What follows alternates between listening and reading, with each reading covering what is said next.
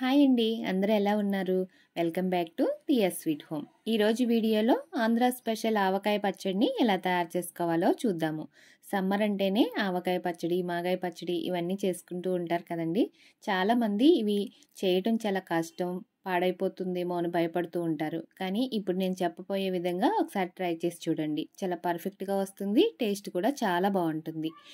ఈ ఆవకాయ పచ్చడి కోసం ముందుగా ఆవాలు, మెంతులు, రాళ్ళుప్పు, వెల్లుల్లిపాయల్ని ఎండలో ఎండబెట్టుకోవాలి. వెల్లుల్లిపాయల్ని పైన పొట్టు తీసేసి తీసుకోవాలి. అందుకోసం వెల్లుల్లిపాయలు ఎండబెట్టేటప్పుడు వెల్లుల్లిపాయలకి కొంచెం ఆయిల్ అప్లై చేసి ఎండలో పెట్టారు అంటే పొట్టు అనేది ఈజీగా ఊడొచ్చేస్తుంది. వీటన్నిటిని ఒక 2-3 గంటలు ఎండలో పెట్టుకుంటే సరిపోతుంది. మీరు ముందే ఇవన్నీ రెడీ చేసి పెట్టుకుంటే పచ్చడి చేయటం అనేది చాలా ఈజీ. ఇప్పుడు ఇవి ఎండేలోపు మనం మామిడికాయలను తీసుకోవాలి. ఈ మామిడికాయలను తీసుకునేటప్పుడు పుల్లగా ఉన్నవి, పచ్చిగా ఉన్నవి తీసుకోండి. ఇప్పుడు వీటిని తొడాలు కట్ చేసి వీటన్నిటిని నీళ్ళల్లో వేసి ఒక అరగంట సేపు వదిలేయండి. అరగంట తర్వాత ఈ మామిడికాయల్ని ఇప్పుడు నేను వీడియోలో చూపిస్తున్నాను కదా, ఈ విధంగా సొనపోయేంత వరకు రుద్ది శుభ్రంగా కడిగి తీసుకోవాలి. ఇలా కడిగి తీసుకున్న తర్వాత వీటిని ఒక క్లాత్ తోటి శుభ్రంగా తుడిచి ఆరబెట్టుకోవాలి. తడి ఎక్కడా ఉండకూడదు. తడి ఉందంటే మనకి పచ్చళ్ళు నిలవ ఉండవు. ఇలా తుడుచుకున్న తర్వాత ఒక అరగంట సేపు ఆరబెట్టేసుకుని పూర్తిగా ఆరిన తర్వాత ఇలా చిన్న చిన్న ముక్కలుగా కట్ చేసుకోవాలి. ఇలా కట్ చేసిన తర్వాత ఈ ముక్కల్లోని జీడి, అలాగే ఇప్పుడు నేను చూపిస్తున్నాను కదా, ఇలాంటి తెల్లటి లేయర్ లాంటిది ఒకటి ఉంటుంది, అది కూడా తీసేసేయాలి. ఇప్పుడు ఈ ముక్కలన్నిటినీ ఫ్యాన్ కిందే ఒక గంట సేపు ఆరబెట్టుకోవాలి. ఇవి ఆరేలోపు మనం ఇంతకుముందే ఎండలో ఎండబెట్టుకున్న ఆవాలు, మెంతులు, ఉప్పుని మెత్తగా పొడి చేసుకోవాలి. ముందుగా వెల్లుల్లిపాయలను తీసుకుని వాటిపైన ఉన్న పొట్టుని ఒలుచుకోవాలి. మనం ఆయిల్ రాసి ఎండబెట్టాం కాబట్టి పొట్టు అనేది ఈజీగానే వచ్చేస్తుంది. ఇప్పుడు నేను వీడియోలో చూపిస్తున్నాను కదా, ఈ విధంగా ఒలుచుకుంటే చక్కగా వచ్చేస్తుంది. ఇప్పుడు వీటన్నిటిని ఒలిచి ఒక ప్లేట్లోకి తీసి పక్కన పెట్టుకోవాలి. వెల్లుల్లిపాయలు అనేది నేను 150 గ్రామ్స్ తీసుకున్నాను. ఈ వెల్లుల్లిపాయలు పచ్చళ్ళలో ఊరిన తర్వాత తింటుంటే చాలా రుచిగా ఉంటాయి. ఇలా ఒలిచి పెట్టుకున్నాం కదా, ఇప్పుడు ఈ వెల్లుల్లిపాయలను పక్కన పెట్టేసి ఇప్పుడు మిక్సీ జార్లోకి మనం ఎండబెట్టి పెట్టుకున్న మెంతుల్ని వేసి మెత్తగా పొడి చేసుకోవాలి. ఇలా మెత్తగా పొడి చేసుకున్న తర్వాత ఈ మెంతుల పొడి కూడా పక్కకు పెట్టేసుకుని ఇప్పుడు మిక్సీ జార్లోకి ఆవాలను తీసుకుని ఆవాలను కూడా మెత్తగా పొడి చేసుకోవాలి. మీరు ఆవాలను తీసుకునేటప్పుడు పెద్ద ఆవాలు కాకుండా ఇలా చిన్న ఆవాలు దొరుకుతాయి, అవి తీసుకోండి. పచ్చడికి అవైతే రుచిగా ఉంటాయి. ఇప్పుడు ఈ ఆవపిండిని కూడా పక్కన పెట్టేసి ఇప్పుడు ఉప్పును తీసుకుని ఉప్పును కూడా మెత్తగా గ్రైండ్ చేసుకోవాలి. ఇలా గ్రైండ్ చేసుకున్న ఉప్పుని ఒక గిన్నెలోకి తీసి పక్కన పెట్టుకోవాలి. ఇప్పుడు ఈ పొడులన్నీ రెడీ చేసుకున్నాము అంటే మనకి పచ్చడి చేసుకోవటం చాలా ఈజీగా ఉంటుంది. ఇప్పుడు పచ్చడి కలుపుకోవటం కోసం ఏదైనా ఒక పెద్ద గిన్నె తీసుకుని అందులోకి మనం ఇందాక మామిడికాయ ముక్కల్ని కట్ చేసి ఆరబెట్టుకున్నాం కదా, ఆ ముక్కల్ని ఏదైనా ఒక గిన్నెతోటి 4 గిన్నెలు అయ్యేలాగా కొలుచుకోవాలి. ఇలా ఒక గిన్నెని కొలతకు పెట్టుకున్నారు అంటే మనం ఉప్పు, కారం, మెంతిపిండి, ఆవపిండి తీసుకోవడానికి కరెక్ట్గా ఉంటుంది.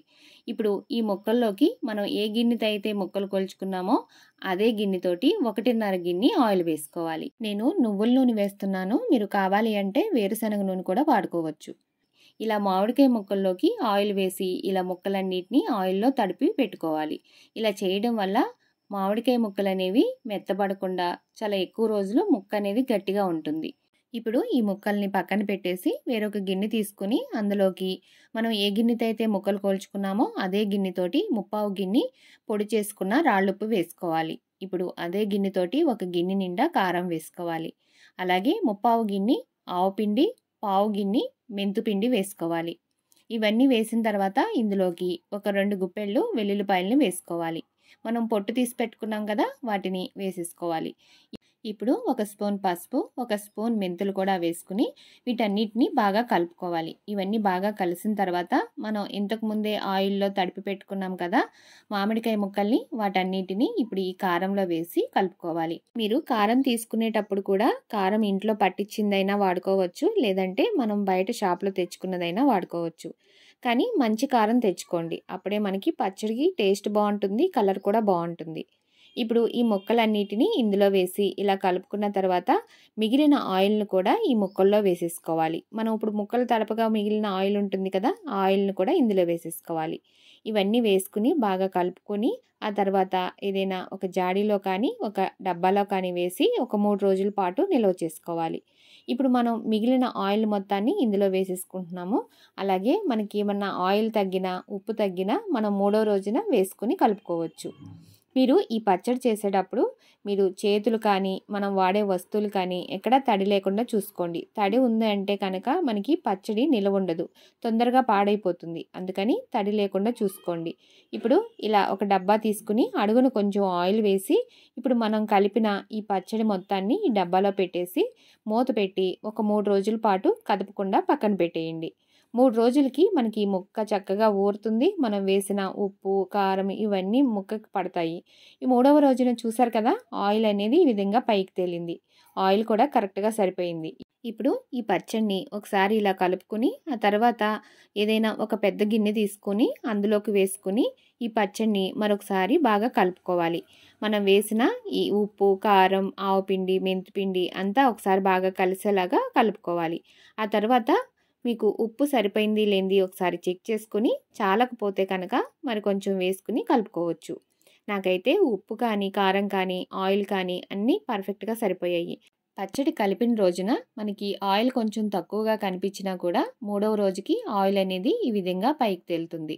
ఇప్పుడు ఈ పచ్చడిని బాగా కలుపుకున్నాం కదా, ఇలా కలుపుకున్న తర్వాత ఏదైనా జాడీలో కానీ లేదంటే ప్లాస్టిక్ డబ్బాలో కానీ వేసుకుని నిల్వ చేసుకోవడమే. మనం ఈ పచ్చడి మొత్తం వేసిన తర్వాత అంచుల వెంట శుభ్రంగా క్లీన్ చేసి మూత పెట్టేసి ఆ తర్వాత స్టోర్ చేసుకోండి. చూసారు కదా, ఎంతో రుచిగా ఉండే ఆంధ్ర స్పెషల్ ఆవకాయ పచ్చడి. మీరు కూడా ఇంట్లో తప్పకుండా ట్రై చేయండి. చాలా టేస్టీగా ఉంటుంది, పర్ఫెక్ట్‌గా వస్తుంది. ఇప్పుడు పచ్చడి కలిపిన గిన్నెలోకి కొంచెం అన్నం వేసుకుని కలుపుకొని తిన్నారంటే చాలా బాగుంటుంది.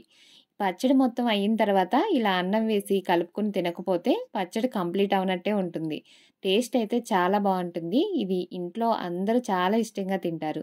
మీలో ఎంతమందికి ఇలా కలుపుకొని తినడం ఇష్టం? నచ్చితే కనుక ఒక లైక్ చేయటం మాత్రం మర్చిపోకండి. మన ఛానల్ ఎవరైనా ఫస్ట్ టైం చూస్తుంటే సబ్స్క్రైబ్ చేసుకుని పక్కనే ఉన్న బెల్ ఐకాన్ కూడా క్లిక్ చేయండి. Thank you for watching.